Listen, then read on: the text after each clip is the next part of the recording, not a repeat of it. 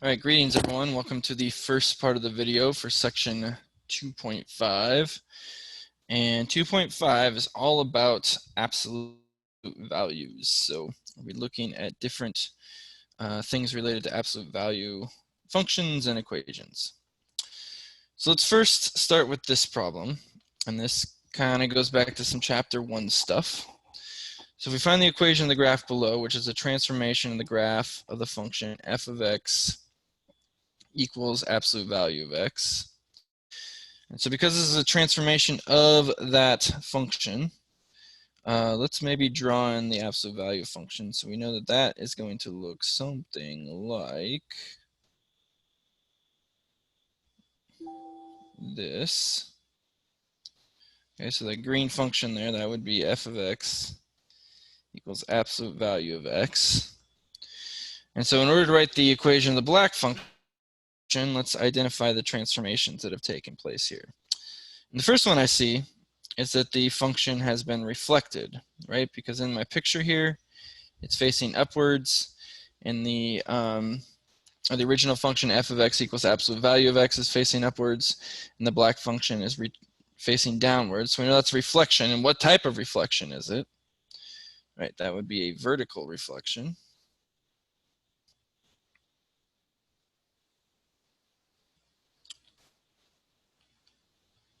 Okay, and in fact, I'm going to draw that in red. So that would have looked something like this, the vertical reflection.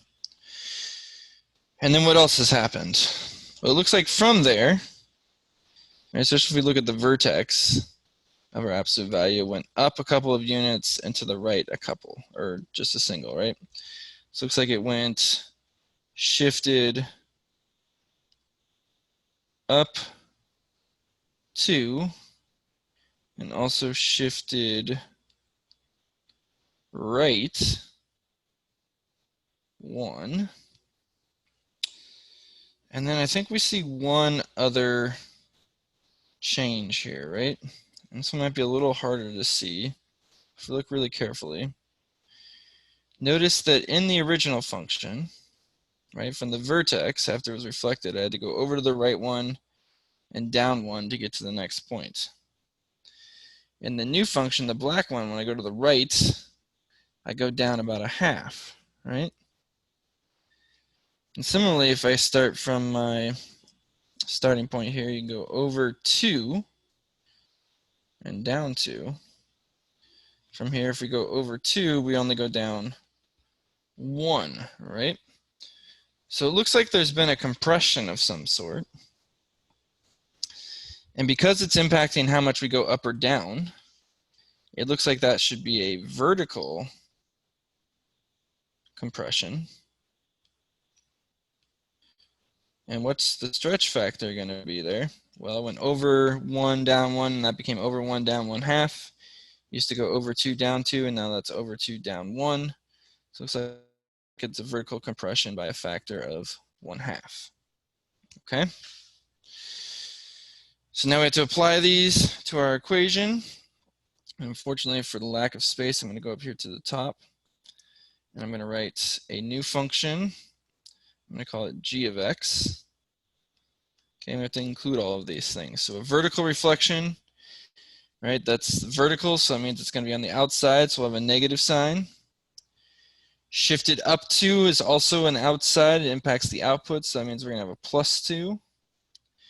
The shifted right 1, well, that's going to be a horizontal shift, which means it's going to be an inside thing, which means it also goes with the house of lies. So this is going to become x minus 1 inside the absolute value. And then because it's been compressed by 1/2, that's also an outside thing because it's a vertical compression, excuse me. So this becomes negative 1/2. Oh boy, let me try to actually make a 2. There we go. Okay, so there's our answer. G of x equals negative 1/2 times the absolute value of x minus 1 plus 2. Okay? All right. Moving on, then let's talk about solving absolute value equations. And we actually already kind of looked at this in our prereq material. So let's start with the top one here. So we have absolute value of 2x minus 3 equals 8. Well, in this case, we have the absolute value of something, even though that something is 2x minus 3 equals 8.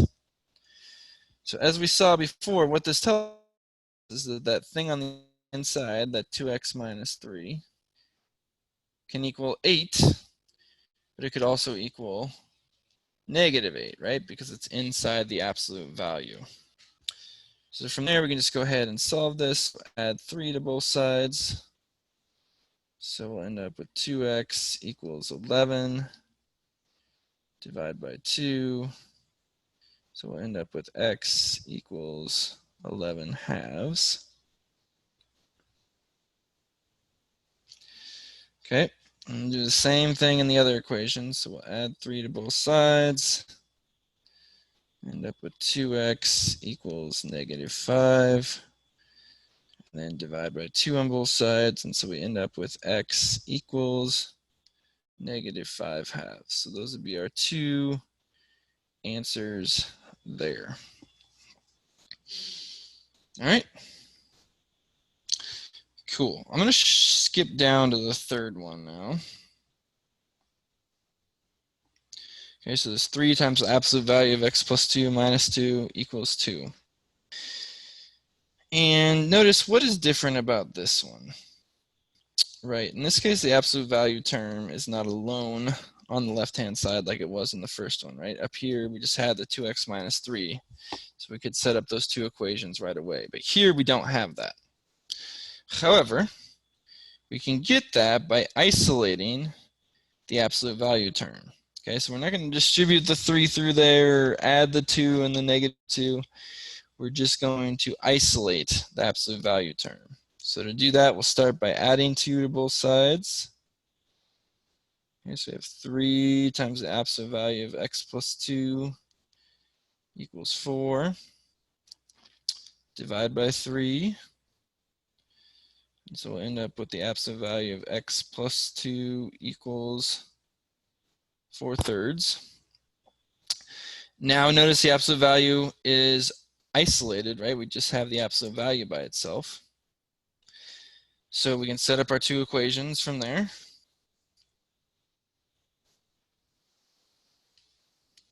Okay, so in the first one we'll have, oops.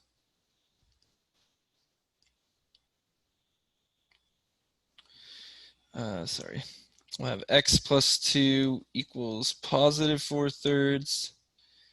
X plus 2 equals negative 4/3.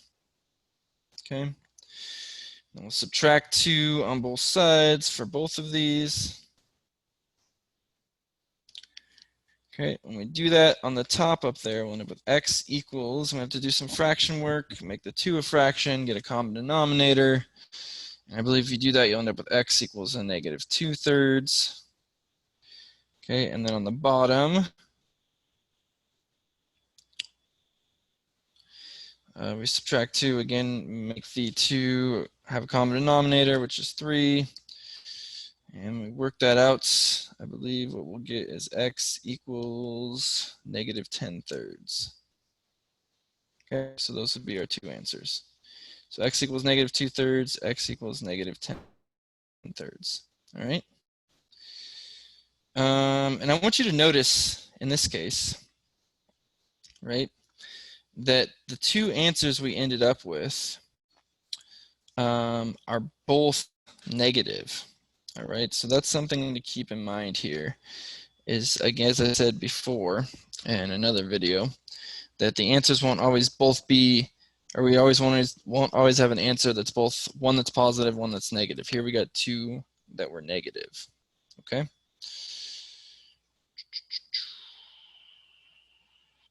Okay. Yeah. All right. Let's look at the last one. Okay. Here we have absolute value of x minus 4 equals negative 2. So here the absolute value has been isolated already. So we can set up our two equations. We'd have x minus 4 equals negative 2, and x minus 4 equals positive 2. If we solve those, add 4 to both sides, add 4 to both sides. If we do that, Looks like we end up with x equals positive 2 and x equals 6, right? However, let's plug these answers in and see what we get. So like if we plug in x equals 2 back into the original equation, well, we'll have absolute value of 2 minus 4, which gives us absolute value of negative 2, which is positive 2, which is not equal what we have on the other side, right? That negative 2. Well, maybe that one just doesn't work. Let's try the other one. If we plug in x equals 6, we'll have 6 minus 4, which equals absolute value of 2, which is positive 2, which, hold on, that doesn't equal negative 2 either. What the hey? What is going on here? Why didn't those work? Oh, right, because notice what we had here in our equation was the absolute value of something equaled negative 2. However, is the absolute value of something ever negative? The answer there is no, right? Because the absolute value is measuring a distance from 0. And we don't measure distance negatively, at least not in this class. They do in physics sometimes.